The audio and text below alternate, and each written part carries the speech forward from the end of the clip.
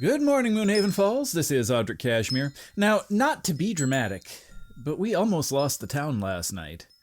In a move that defies every law of magic Lord Meadowlight has ever taught us, the Fade did not use the bridges in last night's attack. It made one.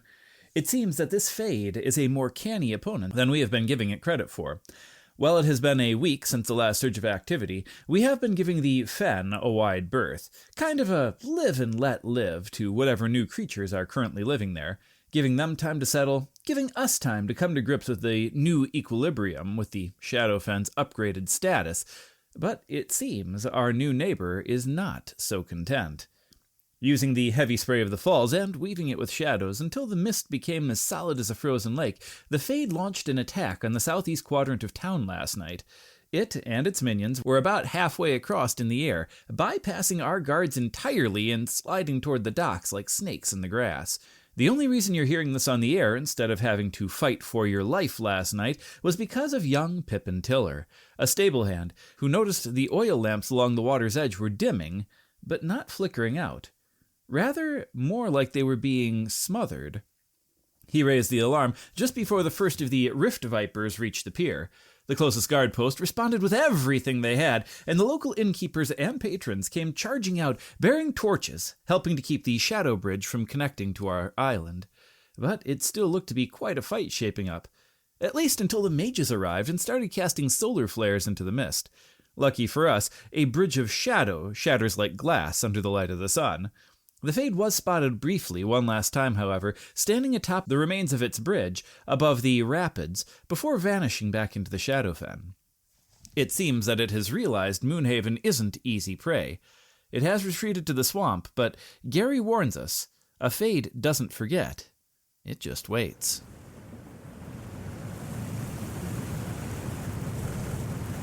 Greetings, Seekers of Destiny, and welcome once more to the Arcane Whispers of Lord Meadowlight. 16 weeks have now joined to the Rota of Fortune, carried on the gentle currents of fate, since the mighty Thunderbird last shook the heavens and challenged our spirits to rise. 42 weeks now stand between us and the Phoenix's initial fiery ascension, a journey that has transformed all of us in ways both seen and unseen. Today, however, the very air of Moonhaven Falls has softened, offering an omen of delicate, fleeting grace. A young fisher, casting lines near the base of the Moonhaven Falls, discovered a marvel in the morning mist.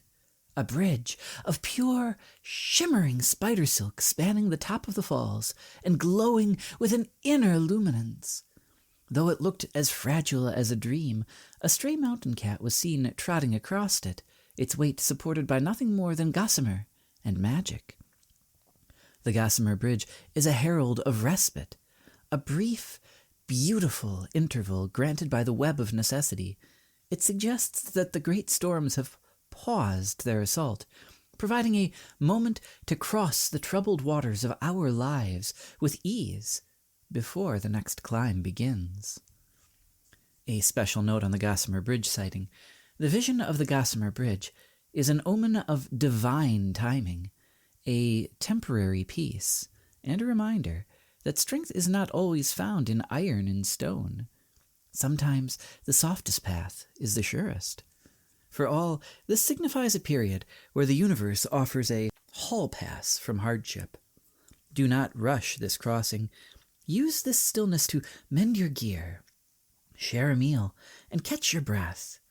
The path ahead will demand much from you, but for today, the bridge holds. For those of you born under the sign of the Whispering Willow, that is, mid-spring to early summer, the Gossamer Bridge supports your spirit, allowing you to reach across old divides without fear of breaking. You may find that difficult conversations suddenly flow with ease, or a lingering tension in your home simply evaporates. This is a time to extend a branch of peace, for the currents beneath you are momentarily still. The murmuring of the Moonhaven Falls now sounds like a soft, rhythmic lullaby, advising you to rest your weary roots. A soft patch of moss growing in a sheltered nook could well be a token of the gentleness you are permitted to feel in the coming weeks. For those of you born under the sign of the soaring griffin, that is, late summer to early autumn, for you, the Gossamer Bridge is a moment of effortless flight. Your strategic mind, so often braced against the next gust, is now invited to glide for a moment. You will find your goals move forward today with a remarkably small amount of effort. Take that win, and don't overanalyze the luck. Everyone gets a break on occasion, and this is a day to appreciate the view rather than the destination. The distant roar of the falls now echoes with a harmonious, crystalline chime, advising you to lead with a light touch and a quiet heart. A spider's web jeweled with the morning dew could well signify the intricate, invisible support that surrounds you. For those of you born under the sign of the deepening mire, that is, mid-autumn to early winter, the Gossamer Bridge illuminates your depth, showing you not every crossing requires a plunge into the darkness. A truth that you have been struggling to uncover may suddenly reveal itself in a moment of quiet contemplation or reflection, floating to the surface like a leaf. Embrace this lightness. You do not always have to labor for your wisdom. The slow, persistent trickle of the falls seems to hum with a serene and silvered frequency, reminding you that peace is a form of power. A flat, sun-warmed stone near the water's edge could well be the key to finding your stillness amidst the turbulence your life is currently crossing. For those of you born under the sign of the frozen hearth, that is, late winter to early spring, the Gossamer Bridge affirms your balance, proving that your inner fire can coexist with the most delicate of magics. Your surge of vitality is tempered today by a sense of profound calm. You may find yourself able to comfort others who are still reeling from the Thunderbird's storm. Your strength is now a bridge for those less sturdy, and the steady flow of the falls surges with a gentle, rhythmic grace for you, speaking of a spirit that is both powerful and precise. A single white feather found in an unexpected place could be a testament to the lightness of heart that you have earned through your endurance. Please remember that these are but whispers of the cosmic currents, glimpses of that which may be. The bridge is beautiful, but it is made of mist and silk, so enjoy the crossing while it lasts, for the road turns ever onward, and this bridge of light and magic is not intended to last. May the light of the moon guide your path, and may your journey be filled with peace and reflection, as the Gossamer Bridge shimmers above Moonhaven Falls. I am Alara Meadowlight, and this has been your Omen Outcast.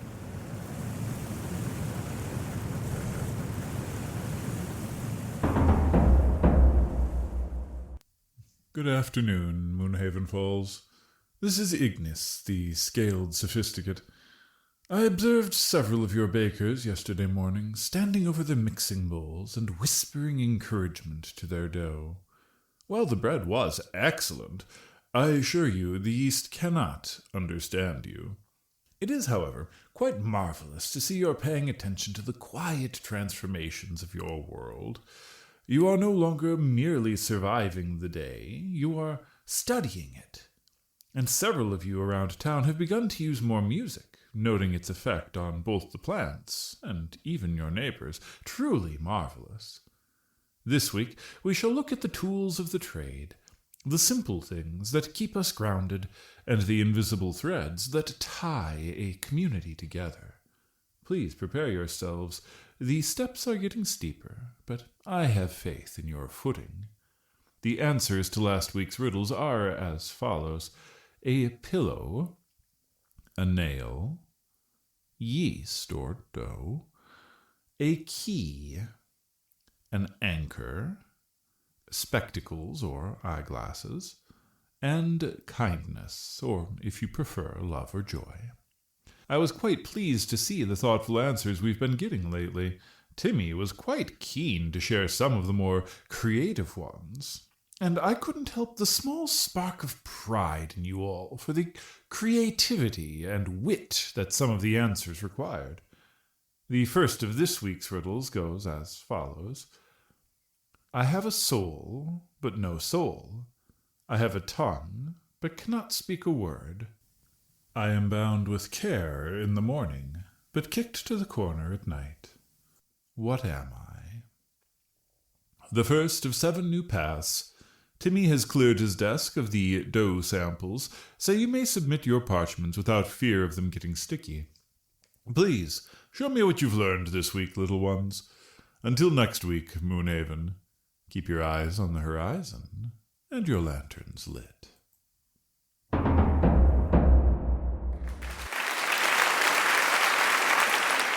Welcome to you, the first among equals. Greetings to the paramount leaders, a genial nod to the counselors and the devil's advocates, a wry smile to the fishers, the scholars, and, as ever, to the citizens of all walks of life here in the Lost Realms. Welcome back to Crossroads Chronicles. I am your host, Audrick Cashmere. Now, we find ourselves in the thick of election season here in the valley, and the air is heavy with more than just the mist from the falls. It's heavy with the rhetoric and vitriol of political discourse. Joining me this afternoon is a candidate who has been the talk of every tavern from here to the Dragonspine. Please welcome the individual running for the mayor's seat, currently appearing as a wood elf, Mr. Valerius Thorn. Thank you, Audrick. It's a pleasure to be here, though I do hope the seating is more stable than the political discourse I've encountered this week. Yes, well, let's just jump right to the thick of it, shall we? You have faced some very colorful commentary lately. There's a joke making the rounds at the Rusty Tankard, something about how a voter never knows which face they're talking to, and that a changeling politician is just the wind in the suit, changing directions whenever it suits the polls. That joke, Audrick, is exactly why I demanded this time slot. You can call me Vivian now, by the way. For the sake of the point, did you hear my platform change when my vocal cords did? Did my stance on the Shadowfen drainage project shift in the slightest with my height? Well, no, I suppose. Exactly my point. The citizens of this world are almost universally obsessed with the shell. They see a changeling, and they think deception, but let's look at my opponent, shall we? The current mayor promises one thing in the town square and then whispers another in the counting rooms. Wears one face for the merchants and another for the laborers. The current officials are the ones changing with the wind, Audrick. I am simply the only candidate honest enough to show you I can change, while my principles still remain as fixed as the plateau itself. All right, that is an interesting defense, Vivian. But for the average citizen, the blacksmith, the baker, there is a comfort in a familiar face. Now, you've committed to only using 2 forms for this campaign, the diplomat Valerius and yourself. Why limit yourself if fluidity is in your nature? Because I am a professional. I use Valerius for the technicalities of engineering and trade. People see a male and automatically think the mind is focused, his temperament suited for the grind of the Dragonspine mining contracts. And when I use Vivian, there's a need for decisive action and public address. People look at me and see the sharp mind behind the sharp suit. Someone that makes a decisive decision and then sticks with it. No one wants to try and poke a woman on a warpath. It isn't a trick. It's a toolkit. And to suggest that my biology makes me somehow untrustworthy is a lazy trope, generally peddled by those who are afraid of a mayor that they can't put in a neat little box. You seem particularly offended by the weather vane comparison. That would be because it's incredibly insulting. A weather vane has no internal compass, Audrick. It points whichever direction it's pushed. I choose my direction. If I wanted to be popular, I could walk through the market as a different beloved local figure every hour. I could be everyone's best friend. Instead, I give you 2 consistent, reliable outward identities. I am offering more transparency in 2 skins than most humans can offer in 1. Okay, well, let's pivot to policy then. If elected, how does a changeling mayor handle the identity of Moonhaven Falls? There are some concerns that our local traditions might be, well, a bit blurred. Traditions, Audrick, are about the heart of the community, not the shape of the nose of the person leading it. Whether I'm Valerius or Vivian, my heart beats for the safety of these streets. I want to see the kids in the square enjoying that magical snow without worrying about stray displacer beasts. I want the trade routes through the Serpent's Tooth to be as secure as a Dwarven vault. My identity is Moonhaven. I chose that. Everything else is just wardrobe. Now, there are some people saying you are just a very high-level illusionist playing the long game. Do you have a response to that? Ha! Audrick, if I were an illusionist, I'd have made this studio smell like lavender and provided you with a better chair. This is flesh and bone. This is work. This is discipline. I am not hiding behind a mask. I'm showing you the versatility required to run a town that sits at the crossroads of 5 different cultures and 2 mountain ranges. Now, I had a note delivered by courier just a moment ago from the lower falls. Joe would like to ask, if the mayor gets into a legal dispute with someone, like, say, the Law Clan of the Long Claw, which version of the mayor would go to court? Tell Joe it honestly doesn't matter which form I choose, because regardless of the outward appearance, I would be bringing a better legal mind than the litigate branch could ever hope to muster. That said, I am one legal entity, one soul, one vote. Well, the passion is certainly there. Before you go, though, which face will we be seeing on the ballots? You will see the name, Audrick, not a portrait, because when you're in the voting booth, you aren't choosing paint for your wall. You're choosing a mind to help lead and guide the town, and my mind is quite settled, regardless of what the wind is doing outside. Well, Valerius, Vivian, whomever you choose to be at the moment, thank you for joining us. I would like to thank you, Audrick, and do try not to let your opinions shift too much before dinner. I make no promises. Well, ladies and gentlemen, that was candidate for mayor representing the Solid Soul platform. Stay tuned, folks. This is Audrick Cashmere on the Crystal Network, and you're listening to Crossroads Chronicles. Welcome back to the Fringes of the Weave, Moonhaven Falls. I am Selene Meadowlight, and this is the Magic Minute. We are still adjusting to open skies, but the local ley lines are practically buzzing with excitement. Our top story tonight comes from the top of the falls. As the sun rose today, it shone through a local wonder. The meticulous mites, a type of spider known only to Bahamut's Plateau, has apparently decided to try their hands at engineering, and the local academy students have completely lost their academic minds. In their excitement, a group of chronomancy majors attempted to speed up their personal time to jump to the end of the drying process for the bridge's support beams. Instead, it seems that they have accidentally locked themselves in a localized time loop. Currently, 6 graduate students are trapped repeating the same high five every 12 seconds. The faculty is currently planning to leave them there until tomorrow morning to teach them a lesson about temporal patience. So, if you walk up the falls, please don't feed them. It disrupts the continuum, and the lesson might be lost. Also, you might become trapped in the loop yourselves. The artifact of the day is the Threshold Anvil. Switching to things uncovered by the flood, the town guard, Alara specifically, needs some help down in the lower ward. The receding waters have left behind a massive solid iron block known as the Threshold Anvil.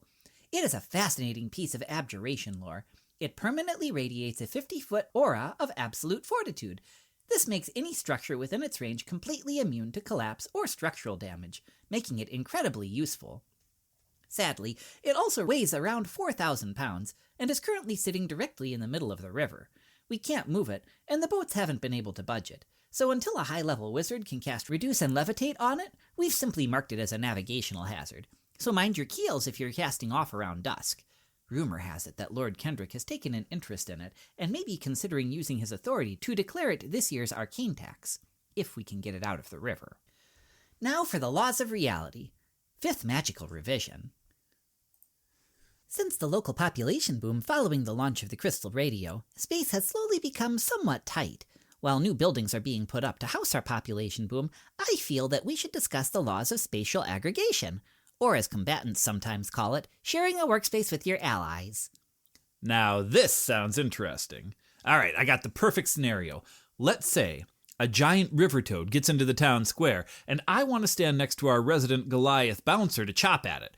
We're friends, right? Can I stand in his square to get a better angle? Absolutely not, Audrick. The law dictates you cannot willingly end your movement in an ally's space, regardless of how much you like them. A medium-sized creature commands a 5-foot by 5-foot square of reality. It is your personal bubble of combat readiness. To enter it would permanently disrupt the kinetic flow of your swings. Well, okay, so I can't stay there, sure, but I can just, squeeze past him, right? Walk through him to get to the toad? Well, yes, but only if your ally is at least 2 sizes larger or smaller than you. Whoa, wait, hold on, 2 sizes. So if I'm a medium and he's a medium, I can't even squeeze past him? That would be correct, yes. You would have to walk around his 5-foot space.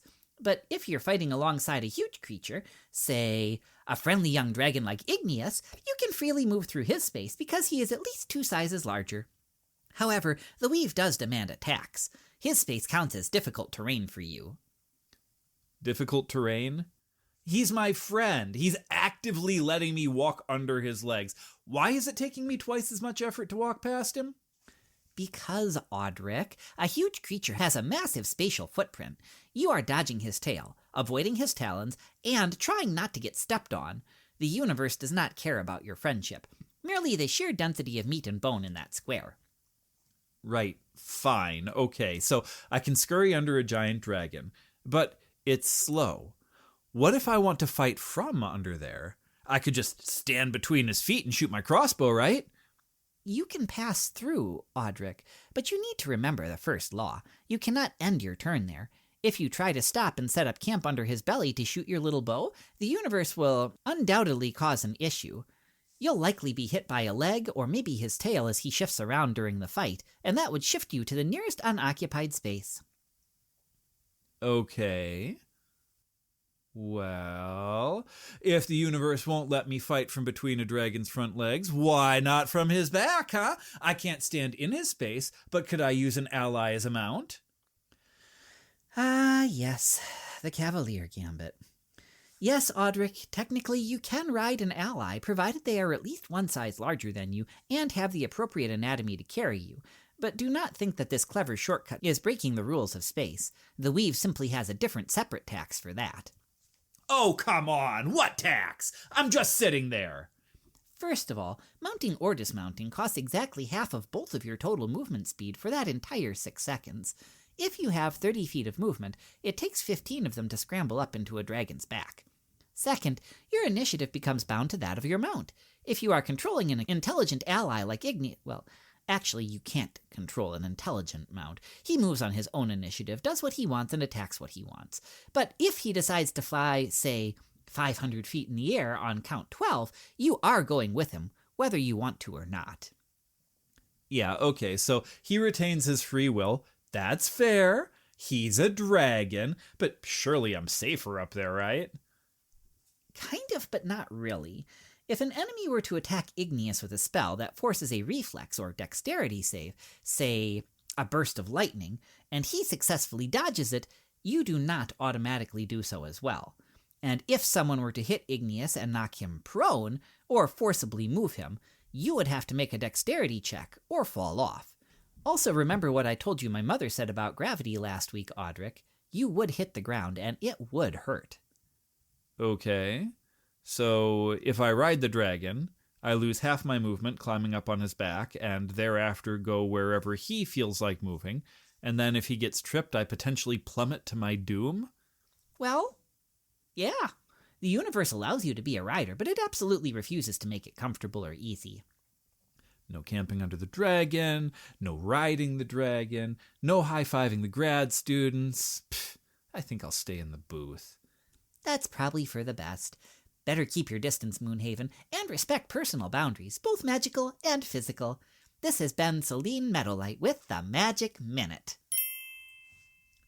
Good evening, ladies and gentlemen. For our last update of the night, we turn to the southern docks where an emergency declaration from the Crown has just been handed down. For the latest on this developing situation, we go live to our own Barnaby Buttercup, who is standing by at the waterfront. Barnaby, what's the scene down there? Thank you, Audrick. The scene here at the southern docks is one of absolute frantic activity. Just moments ago, representatives from the kingdom officially reclassified the Shadowfen as a Class 8 threat level.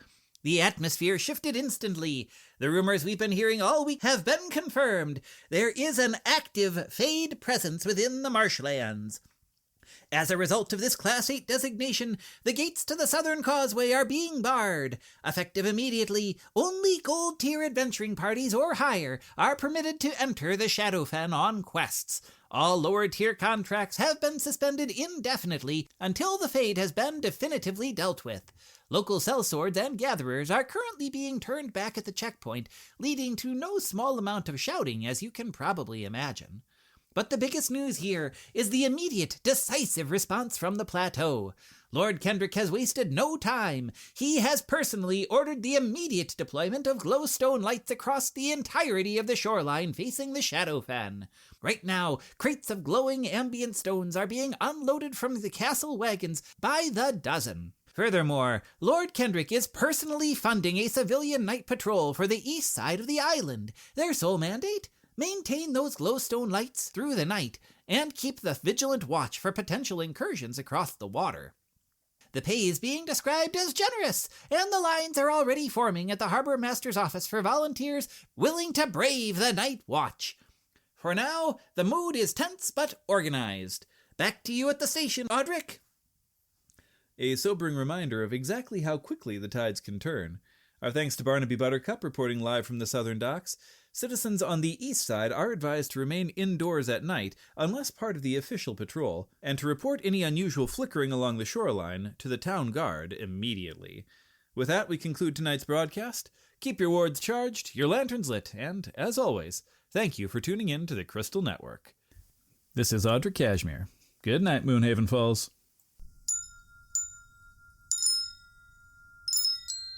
Thank you for tuning in, ladies and gentlemen. This concludes the episode for the week. I release a new episode every Tuesday morning at 5 a.m. Eastern, and I hope you found this podcast to be amusing, inspirational, and witty. If you did, I'd appreciate it if you could take a quick moment to subscribe to the channel or follow the podcast, and a second one to rate it and share it with a friend or a community. It's a simple, easy action that lets the algorithm know that you listen to and want to continue hearing these stories. As a reminder, we would be delighted to see your answer to Ignis's daily challenges. I post them to Facebook and Patreon once a day, and there should be a link to both pages in the description. If you'd like to engage with a specific character, or just the channel in general, please pop in and say hello. Also keep in mind that I personally create, edit, record, and produce all of the content for this show, with the occasional guest appearance from my wife and children. If you want to buy any of us a cup of coffee, or a bottle of lemonade, once a month as encouragement to continue creating it, we would gratefully accept. Thank you to all of our supporters.